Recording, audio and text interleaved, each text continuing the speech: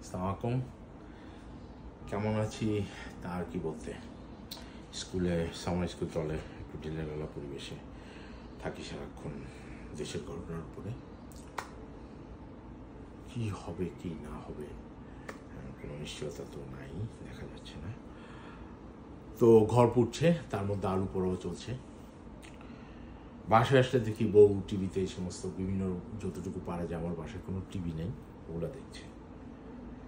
তো ব্যক্তিগতভাবে আমাকে এগুলো অনেক বেশি হিট করে হলো 1996 সন, 90 সন তো সবাই জানেন। 96 সনে একদম ব্যক্তিগত কিছু অভিজ্ঞতা আছে।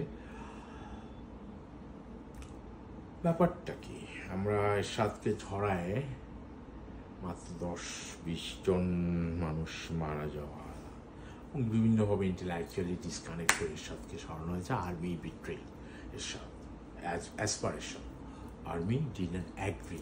নুরুদ্দিন সাহেব ভদ্রলোক ছিলেন, মানুষ ছিলেন, so he had to go. তারপরে কেয়ারটেকার আন্দোলন হলো, গল্পটা দেখেন। কেয়ারটেকার আন্দোলন হলো, কেয়ারটেকার গভর্নমেন্ট হয়ে 96-তে শেখ হাসিনা আসলেন, 2001-এ খালেদা জিয়া আসলেন, বিভিন্ন সূক্ষ্ম কারচুপি এগুলো তো থাকেই কথা।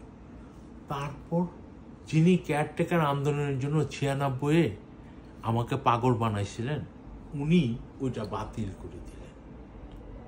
তো ওনাকে বিশ্বাস করি কেমনে? কথা হচ্ছে এই মুহূর্তে ছাত্রছাত্রী যে 8টা দাবি, তার সাথে ওনার পদত্যাগের কোনো দাবি ওদের নেই। ওদেরকে ওদের মতো করতে দেন, আমরা সলিডারিটি করছি। এই সময় যে আলু পোড়া দেওয়ার মতো, ফোকাস নষ্ট করার মতো, পরবর্তী ইভেন্ট চিন্তা করে যারা বেনিফিটটা লুটবেন, তারা যে আস্তে আস্তে আস্তে আস্তে আলগা হচ্ছেন। আগে একদম ক্রিস্টালের মতো লেগেছিলেন, এখন আস্তে আস্তে আস্তে আস্তে আলগা হচ্ছেন।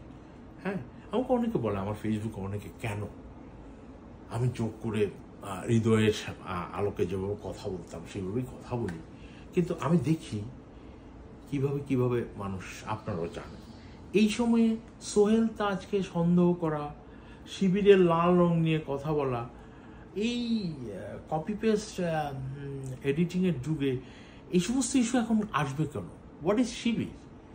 বাচ্চারা আন্দোলন করছে, বাবা মা হিসেবে কি করা উচিত আমার আপনার?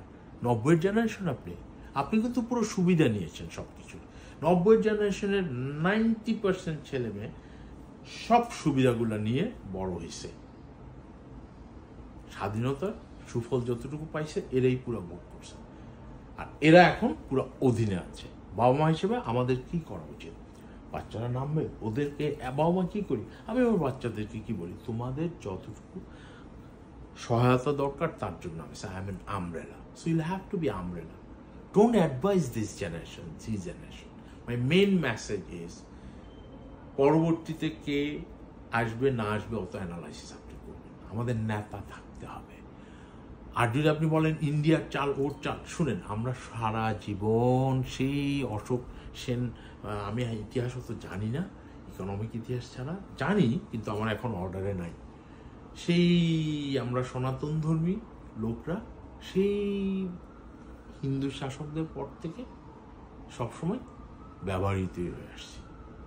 আর মুসলমানরা আমরা কখনোই জায়গায় কোথাও দাঁড়াইতেই পারিনি, পাকিস্তানে দাঁড়াইছে। সো মুসলমানিত্ব বাঙালি এবং ইন্ডিয়ানদের প্র্যাকটিসিং ইন্ডিভিজুয়াল ছাড়া কোনো পরিচয় নেই। সো এখানে এই অনুরোধ থাকবে, বাচ্চাদেরকে সহায়তা করুন, এবং আমার যে দাবি, আপনার যে দাবি, Ershad step down, Sheikh Hasina step down, enough is enough. Thank you very much. Stay tuned, ভালো থাকুন।